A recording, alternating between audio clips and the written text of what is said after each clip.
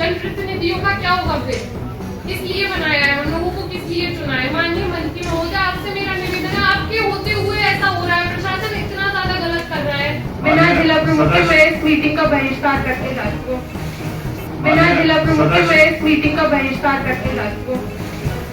और अब छुट्टी के अभाव में ऐसा करेंगे बिल्कुल गलत है। ये बात ऊपर तक उठेगी, मीटिंग होनी ही नहीं चाहिए। जो सदस्य ही राजी नहीं है, आप जबरदस्ती प्रशासन को बुला करके एसडीएम को प्रधानता कार्ड दे करके उनको बुला रहे, उनसे साइन करवा रहे। टोटल प्रशासन अपनी मनमर्जी कर रहा है। बट मैं इसका बहिष्कार कर रही हूँ। सदन में बोलने का अधिकार नहीं है, अगर साइन नहीं कर रहे हो तो आप अपनी प्रशासन अपनी मनमानी चलाएगा, कुछ भी करेंगे, जबरदस्ती कर रहे हैं आप। एक ऐसी महिला नेता जिसने भरी बैठक ऐसी बात कही कि मंत्री और कलेक्टर और विधायक कुछ नहीं बोल पाए।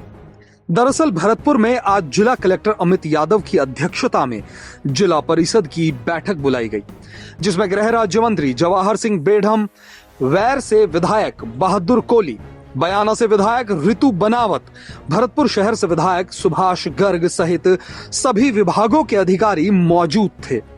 लेकिन बैठक शुरू होते ही कुम्हेर पंचायत समिति की प्रधान रश्मि फौजदार ने बैठक का विरोध जताया और आरोप लगाया कि जिला परिषद की बैठक के लिए कोरम की पूर्ति करनी होती है, जिसमें कोरम के मुताबिक जिला परिषद सदस्यों का बैठक में उपस्थित होना जरूरी होता है, मगर यहां तो कोरम की पूर्ति नहीं हो रही है।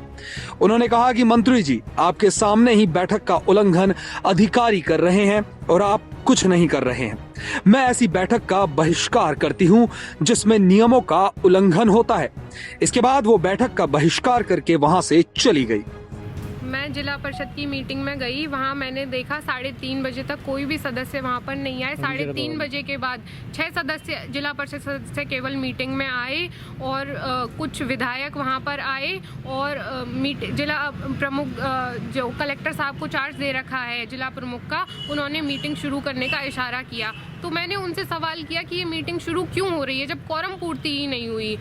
मैंने उनसे पूछा, मुझे रजिस्टर दिखाइए कहाँ कोरम पूर्ति हुई। तो कलेक्टर साहब कहते हैं कोरम पूर्ति हो जाएगी। मैंने कहा नहीं होगी, आप मुझे दिखाइए। 6 सदस्य ही आए और लास्ट तक मैं जब मीटिंग का बहिष्कार करके गई कि मैं इस मीटिंग में नहीं रहूंगी, जब सदस्य ही नहीं आ रहे हैं, आप मीटिंग क्यों करवा रहे हैं। मैं बहिष्कार करके आ गई। वहाँ पर केवल 6 ही सदस्य थे।